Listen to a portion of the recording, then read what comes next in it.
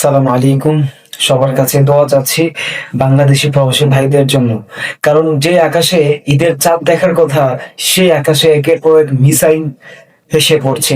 এমন ভাবে মিসাইল গুলো পড়ছে আজকে, মানে খুবই ভয়াবহ। 1 ঘন্টা আগেও সিভিল ডিফেন্স থেকে, সৌদি আরবের সিভিল ডিফেন্স থেকে ওয়ার্নিং দেওয়া হয়েছে, সবাইকে সাবধানে থাকার জন্য অনুরোধ করা হয়েছে। প্রবাসী ভাইদেরকে বলতেছি, ভাই আপনারা নিজেরা সাবধানে থাকুন। আসলে এটা কোনোভাবেই কাম্য নয়। হ্যাঁ, ঈদ একদিন পরে ঈদ, আর এখন যেভাবে হামলা হচ্ছে এটা খুবই মানে কষ্টের বিষয়। আল্লাহ সবাইকে হেফাজত করুন, সবার জন্য দোয়া করবেন। কারণ সৌদি আরবে আরেকটা কথা বলি, সৌদি আরবে যে হামলাগুলো হচ্ছে আপনারা কেউ একদম ডিরেক্টলি ভিডিও করেন না ভাই।